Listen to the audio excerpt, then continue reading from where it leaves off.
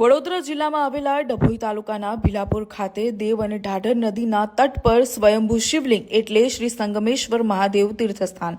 એક દંતકથા મુજબ વર્ષો પહેલા પાવાગઢ ચાંપાનેર ખાતે પતઈ કુળના છેલ્લા શાસક રાજા જયસિંહ કે જેઓ એકવાર નવરાત્રિમાં મદિરાપાન કર્યું અને રૂપ બદલી ગરબે રમતા માતાજીને જોઈ તેમના રૂપથી મોહિત થઈ ગયા.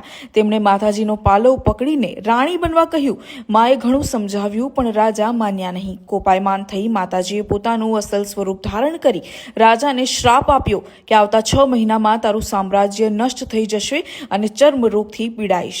લોકવાયકા મુજબ માતાજી દ્વારા અપાયેલા શ્રાપને કારણે રાજા શરીરના ચર્મરોગથી પીડિત હતા અને આ પીડાથી છુટકારો મેળવવા માને વિનંતી કરી ક્ષમા માંગી. માએ રાજા પતઈ પર કૃપા કરીને આ દેવ ઢાઢર નદીના સંગમ સ્થાને સ્નાન કરી પૂજન કરવા આદેશ કર્યો. પતઈ રાજાએ અહીં સ્નાન કરતા તેઓનો ચર્મરોગ દૂર થયો. પતઈ રાજાએ અહીં શિવજીની પ્રથમ પૂજા અર્ચના કરી. વર્ષો પહેલા અહીં જંગલ હતું અને ઘણા ઋષિ મુનિઓ અહીં સ્વયંભૂ શ્રી સંગમેશ્વર તીર્થ સ્થાને આરાધના તપસ્યા કરી ચૂક્યા છે.